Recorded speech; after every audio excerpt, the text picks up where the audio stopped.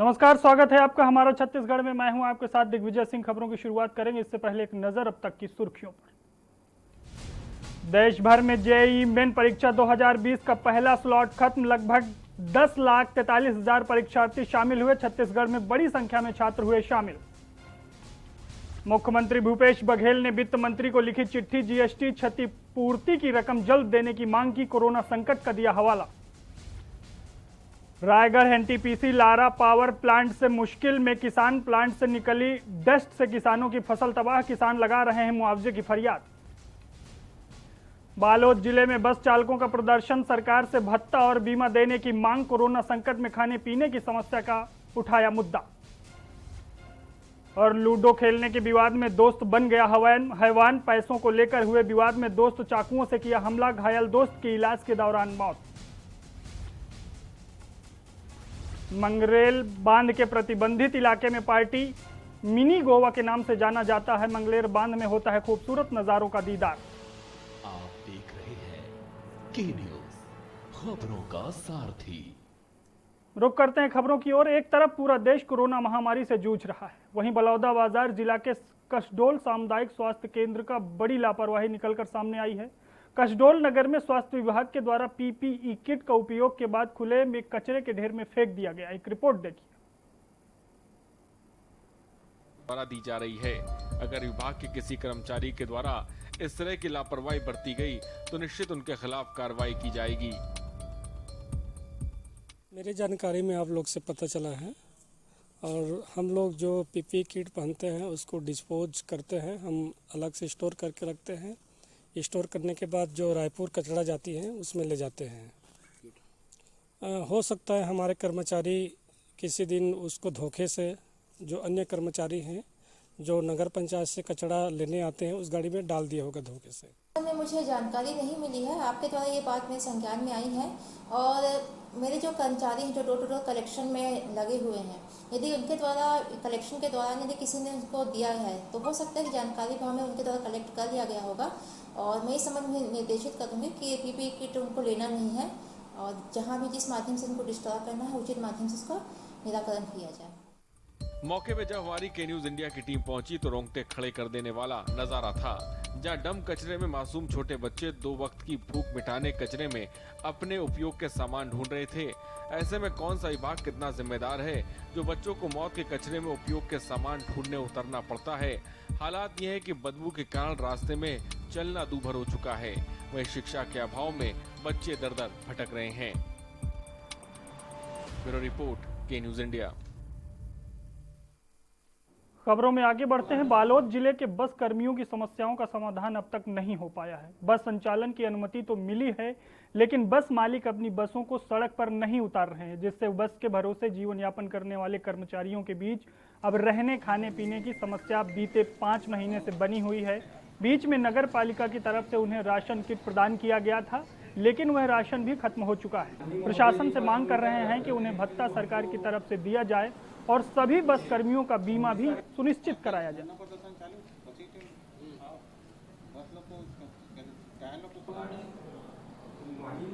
Collector महोदय के समक्ष अपनी 5-6 मुख्य मांगों को लेकर के यहाँ आवेदन देने आए हुए थे। हमारी मुख्य मांग ये है कि शासन प्रशासन द्वारा जो निर्धारित बस चालकों का नियमित पेमेंट कराया जाए।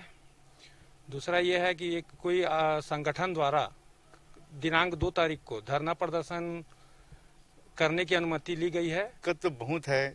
लोग अपने घर का बर्तन जेवर वगैरह बेच के अपना जीवन निर्वाह कर रहे हैं। इतनी बुरी स्थिति है हमारी कि ना तो हमारी स्थिति को ना शासन देख रहे ना प्रशासन। इतनी दयनीय स्थिति हो गई कि हम यहाँ तक कि कई ड्राइवर कंडक्टर आत्महत्या करने को तैयार हो गए हैं और कर भी लिए हैं। रायगढ़ जिले के उद्यान विभाग द्वारा जिले में राज्य शासन एवं जिला प्रशासन के माध्यम से जिले में पोषण बाड़ी योजना के तहत फल पौधे एवं सब्जी वितरण कर बाड़ी का निर्माण कराया जा रहा है। इस विषय में उद्यान अधिकारी ने बताया कि रायगढ़ जिले के किसानों को इस लाभ से तथा इस योजना से लाभान्वित करने का भरपूर प्रयास किया जा रहा है। विभाग में यह हमारे महत्वपूर्ण योजना है पोषण बाड़ी योजना।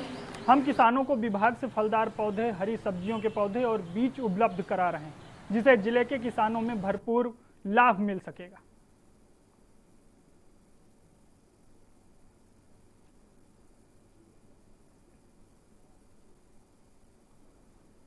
हमारे विभाग में राज्य योजनाएं और केंद्र पोषित योजनाएं संचालित हैं, जिसमें हम राज्य के अंतर्गत फलोद्यान वगैरह की हम कृषकों को मतलब सहायता दे रहे हैं, जिसमें किसान जो भी फल लगाना चाहते हैं उसके उनके योगदान दिया जा रहा है। साथ ही साथ फसलों की सुरक्षा के लिए सामुदायिक फेंसिंग की भी योजना है, जिसमें कृषक सामूहिक रूप से फेंसिंग लगा के अपनी फसलों की सुरक्षा कर सकते हैं। Raigarh NTPC Lara power plant के कारण किसानों की खेती चौपट हो गई है। प्लांट से निकलने वाले डस्ट ने पूरी फसल को खराब कर दिया है। किसानों ने तहसीलदार और एसडीएम से शिकायत की है। किसानों का कहना है कि पुसौर स्थित एनटीपीसी पावर प्लांट का कोल यार्ड परिसर के अंदर जहां परिवहन कर लाए गए कोयले को भंडारित किया जाता है, एश यार्ड में भारी मात्रा में कोल्ड स्टोरेज पड़ी हुई थी, जिससे साफ नहीं किया गया था।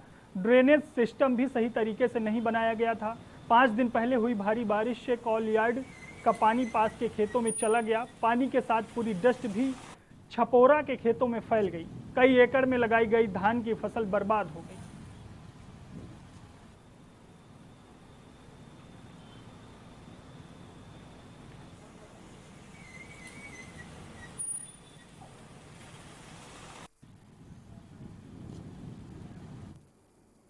छत्तीसगढ़ की राजधानी रायपुर से हत्या का एक सनसनीखेज मामला सामने आया है। बता दें कि 2 दोस्त लूडो खेल रहे थे। गेम खेलते अचानक दोस्तों में विवाद हो गया। झगड़ा इतना बढ़ गया कि वो जानलेवा साबित हो गया। तैश में आकर एक दोस्त ने दूसरे पर चाकू से ताबड़तोड़ हमला कर दिया। हमले में घायल शख्स की मौत हो गई। मामला पुलिस तक पहुंचा तो जांच शुरू हुई। हत्या के मामले में पुलिस ने एक आरोपी को गिरफ्तार कर लिया है। पुलिस के मुताबिक पैसों के लेन देन को लेकर एक दोस्त ने अपने ही दोस्त को मौत के घाट उतार दिया। दरअसल राजधानी रायपुर में लूडो का गेम एक युवक के लिए मौत का गेम साबित हुआ। मामला इतना बढ़ गया कि उसे अपनी जान गंवानी पड़ी। मामला विधानसभा थाना क्षेत्र का है।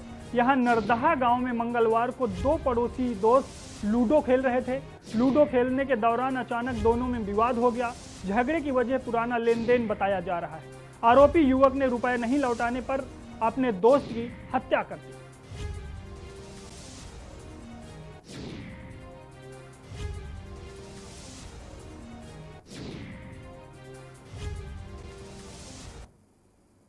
जांजगीर चांपा जिला के कोविड अस्पताल में उपचार के लिए भर्ती महिला की मौत हो गई। जिले में कोरोना से महिला की मौत का पहला मामला है। आपको बता दें कि कोरोना पॉजिटिव 55 वर्षीय महिला को रविवार को बलौदा से इलाज के लिए लाया गया था। डॉक्टर के मुताबिक महिला को ऑक्सीजन की कमी थी, साथ ही ब्लड प्रेशर और शुगर भी था। मुख्य चिकित्सा एवं स्वास्थ्य अधिकारी डॉक्टर SR बंजारे ने बताया कि महिला की स्थिति नाजुक होने के कारण उसे विशेष देखरेख में रखा गया था, लेकिन उसकी मौत हो गई।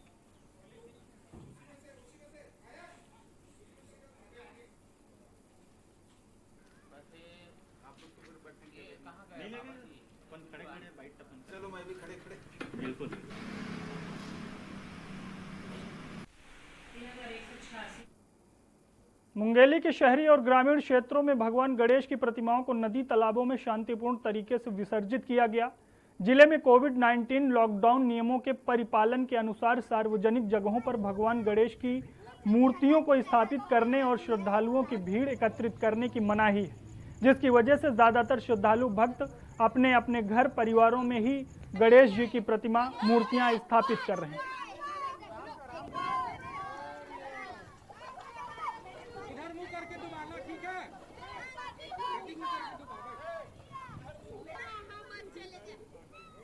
पिछले समय हम लोग बहुत उत्साह से सबके साथ बनाते थे, लेकिन इस समय अपने परिवार के ही साथ ही गए विसर्जन करने के लिए। क्या कोरोना इसमें रहा है? कोरोना के डर से बोलो कि कुछ भी बोलो, लेकिन हम लोग अपने परिवार के साथ ही गए और अच्छे से मनाए।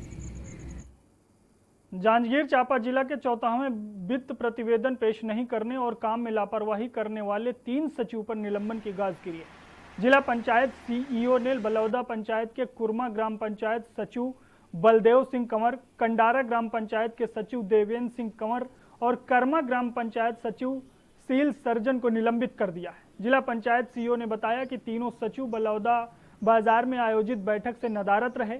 इसके अलावा 14 वित्त की राशि के संबंध में किए गए जांच से संबंधित दस्तावेज जमा नहीं कर रहे थे, जिसके कारण तीनों के खिलाफ कार्रवाई की गई।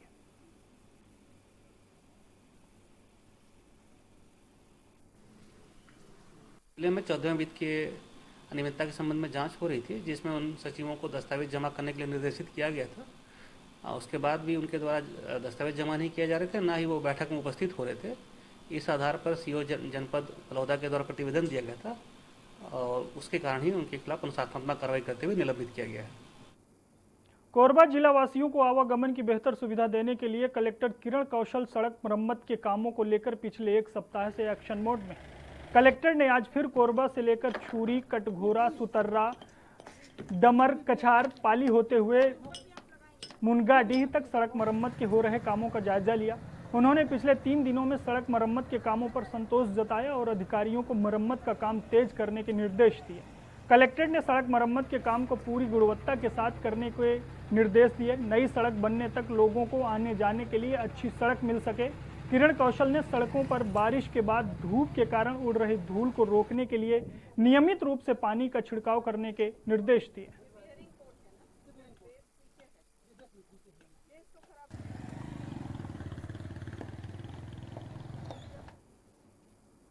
कटघोरा विधानसभा क्षेत्र के केंदई एक परिक्षेत्र में लगभग 42 हाथियों का झुंड एक साथ जंगलों के भ्रमण में निकला।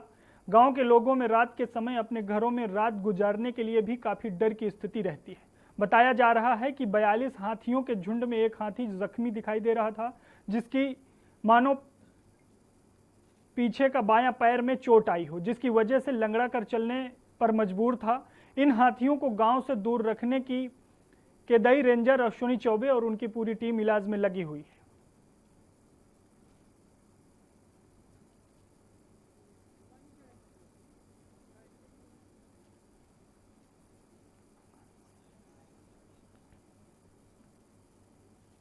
आबकारी और शराब दुकान प्लेसमेंट एजेंसी की मनमानी के खिलाफ कांग्रेसी कार्यकर्ता मनमोहन कुर्रे ने मोर्चा खोल दिया है। 3 दिवसीय धरना में मांग नहीं मानने पर क्रमिक भूख का हड़ताल का ऐलान कर दिया। कांग्रेस कार्यकर्ता का आरोप है कि आबकारी अधिकारियों की मिलीभगत से प्रिंट रेट से ज्यादा में शराब बेची जा रही है।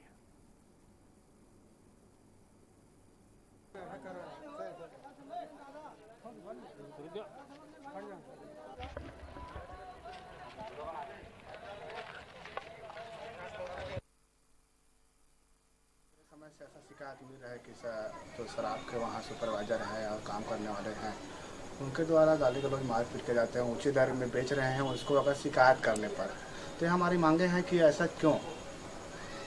कांग्रेस का सरकार है, कांग्रेस सरकार को धूमिल करने के इन लोग का जो प्रयास है, षड्यंत्र है, उनके खिलाफ हमारे आवाज़ है। साथ ही आबकारी विभाग में जो विगत कई वर्षों से जमे हुए हैं यहाँ, उनको यहाँ से स्थानांतरित किया जाए, ये हमारी मांगे हैं। और साथ में जितने भी जो बलौदा जिले में जितने भी शराब दुकान है, उसमें जो बाहर से आके जो वहाँ पर सुपरवाइजरी असेसमेंट का काम कर रहे हैं, उनको निकालने का ऐसे मुख्य मांगों को लेकर हमारे धरना प्रदर्शन। कोरबा जिले के दीपका पुलिस ने आज एक बड़ी कार्रवाई करते हुए 3 बाइक चोरों को धर दबोचा और 3 उनके पास से मोटरसाइकिलें बरामद की, जो आसपास के क्षेत्रों से चुराई गई थी। तीनों आरोपियों को जेल भेज दिया गया।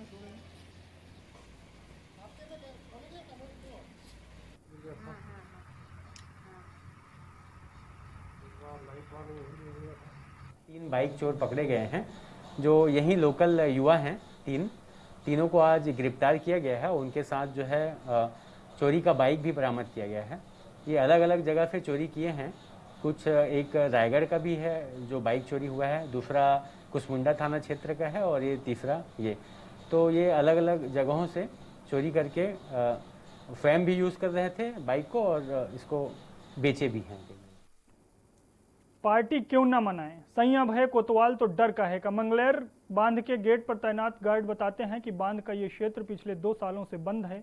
अंदर पार्टी कर रहे लोग इंजीनियर साहब के पहचान वाले लोग हैं, वो खुद उनको लेकर आए हैं। अब ऐसे में सवाल खड़ा होता है कि आखिर प्रतिबंधित क्षेत्र में पार्टी क्यों। एक रिपोर्ट देखिए।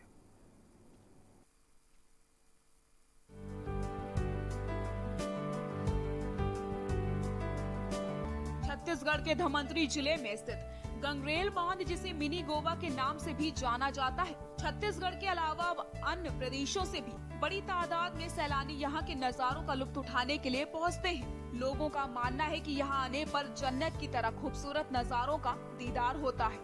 लेकिन पिछले कुछ सालों से गंगरेल बांध के द्वार को बंद कर दिया गया है। बंद की घोषणा सिर्फ आम लोगों के लिए है। अधिकारी जनप्रतिनिधियों और इनके रिश्तेदारों के लिए बंद गेट को खोल दिया जाता है।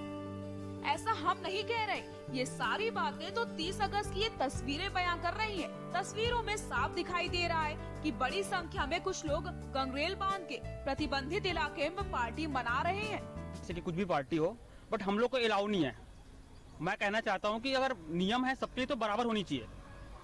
नियम अगर होनी चाहिए सबके लिए बराबर चाहिए। पर्टिकुलर एक बंदे को अंदर या संगठित जो दोस्त लोग हैं उन लोग को जाने की, अगर जाना तो सबको एक साथ में जाना चाहिए। तो ऐसा नहीं कि बाकी सब लोग अंदर है और हम लोग बाहर। पार्टी क्यों ना मनाए, संयम भये कोतवाल तो डर काहे का। गंगरेल बांध के गेट पर तैनात गार्ड बताते हैं कि बांध का ये क्षेत्र पिछले 2 सालों से बंद है। अंदर पार्टी कर रहे लोग इंजीनियर साहब के पहचान वाले लोग हैं, वो खुद उनको लेकर आए हैं। मैं अधिकारी को ऑफिस में उपस्थित करके जो है विषय के बारे में जानकारी। वह इस संबंध में जल प्रबंधन संभाग कोड नंबर 38 के कार्यपालन अभियंता यूटी राम टेकर का कहना है कि गंगरेल बांध के प्रतिबंधित क्षेत्र में जाना मना है, उसको खोलने का कोई सवाल ही पैदा नहीं होता। बहरहाल ये बड़ा सवाल है कि आखिर प्रतिबंधित क्षेत्र में एंट्री क्यों दी गई है। धमंतरी से के न्यूज के लिए कुंदन साहू की रिपोर्ट।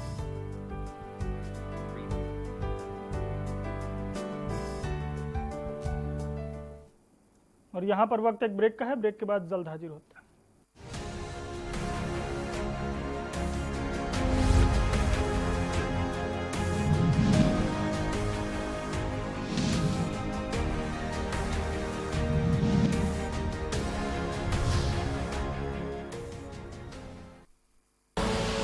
आप देख रहे हैं के न्यूज, खबरों का सारथी। खुदी को आजमाया है तो ये अंदाज आया है, खुदी को आजमाया है तो ये अंदाज आया है। तुम में भी मैं हूं, शुद्ध प्लस पान मसाला। कोरोना संकट काल में के न्यूज इंडिया की देशवासियों से अपील है कि हम जाति धर्म को भूलकर कोरोना को हराने में एक साथ खड़े हों, जरूरतमंदों की मदद करें।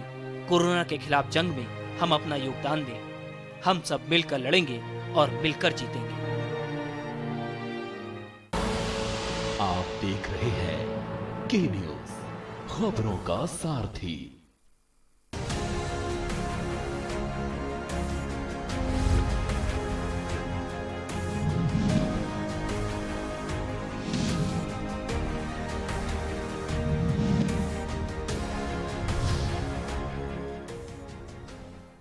ब्रेक के बाद आपका स्वागत है। खबरों में आगे बढ़ते हैं। बलौदाबाजार जिला के कसडोल नगर पंचायत में इंसान तो क्या, अब मुर्दे भी महफूज नहीं हैं। जी हां, आपने सही सुना। कसडोल नगर में एक ऐसा दिलचस्प मामला सामने आया है जिससे कसडोल नगर में जगह जगह गली चौक चौराहों में चर्चा का विषय बनकर माहौल गर्म हो गया। एक रिपोर्ट देखिए।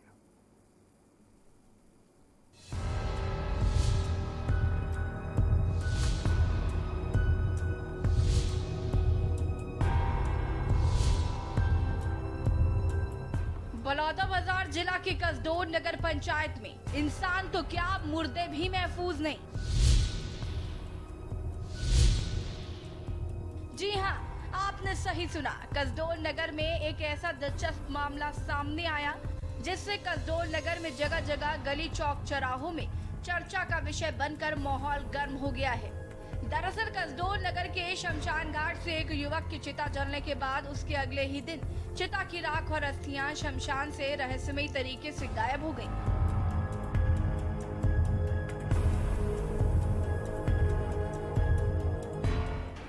मृतक के परिजनों के द्वारा कसडोल थाने के अंतर्गत लवन पुलिस चौकी में पूरे मामले को लेकर एफआईआर दर्ज कराया है और कसडोल नगर पंचायत और कसडोल तहसीलदार से जांच की मांग की है।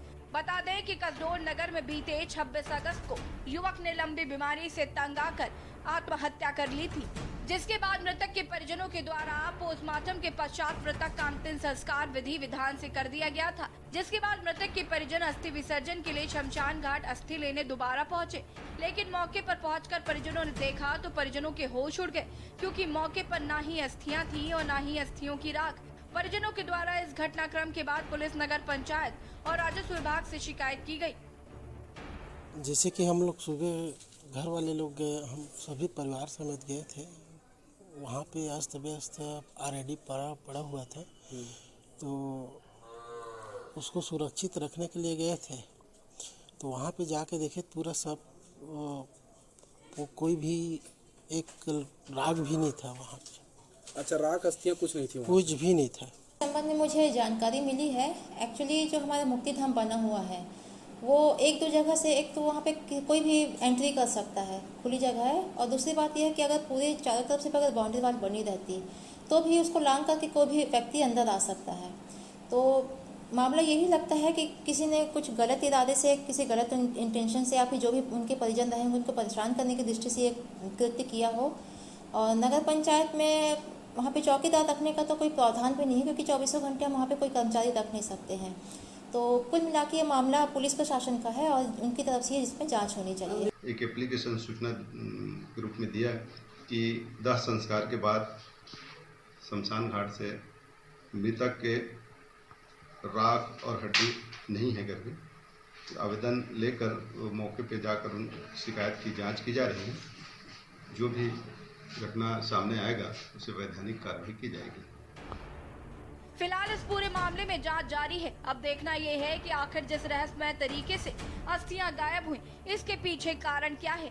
फिलहाल परिजनों को लग रहा है ये किसी असामाजिक तत्वों का काम है जो उन्हें परेशान करने के लिए किया गया है, लेकिन परिजनों के द्वारा किसी पर शक भी नहीं किया जा रहा जिससे मामले में कोई ब्रेक मिले। कुल मिलाकर ये रहस्य अभी भी रहस्य ही है। आपको बता दें, ये वही जगह है जहां मृतक का दाह संस्कार किया गया था। परिजनों ने आरोप ये है कि कहीं न कहीं किसी असामाजिक तत्व के द्वारा इसको छेड़खानी किया गया है। आपको बता दें कि कसडोल नगर पंचायत इतिहास का ये पहला एक ऐसा मामला है जिसमें इस तरह का घटना सामने आया है। छत्तीसगढ़ में गायों की मौत का मामला थमने का नाम नहीं ले रहा है। बिलासपुर के मस्तूरी ब्लॉक की ग्राम पंचायत पचपेड़ी के गौठान में भी रविवार को भूख प्यास से 9 गायों की मौत हो गई। राज्य में हो रही गायों की मौत पर भाजपा ने कांग्रेस पर निशाना साधा है। एक रिपोर्ट देखिए।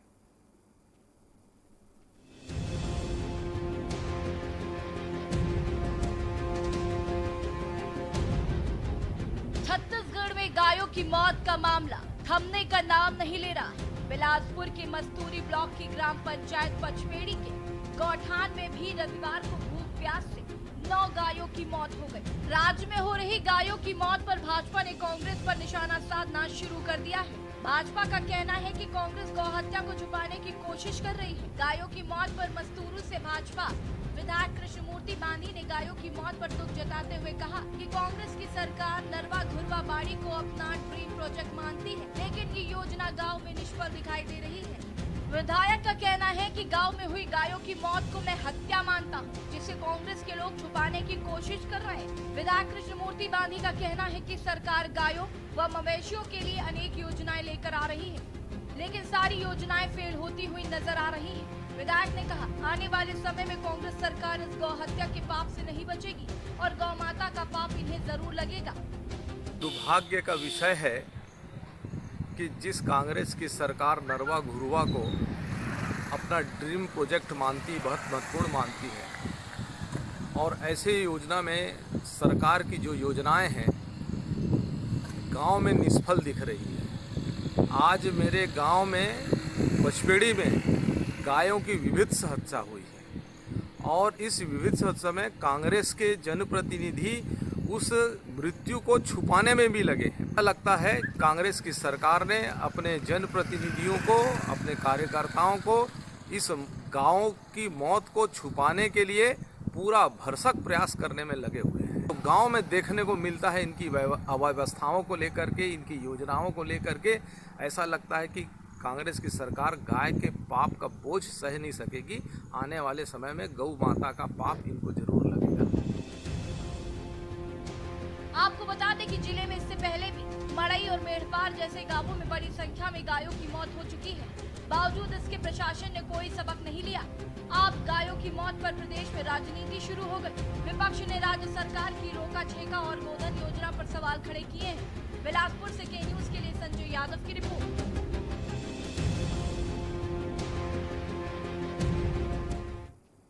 हमारा छत्तीसगढ़ में फिलहाल इतना ही। आप देखते रहिए के न्यूज। नमस्कार।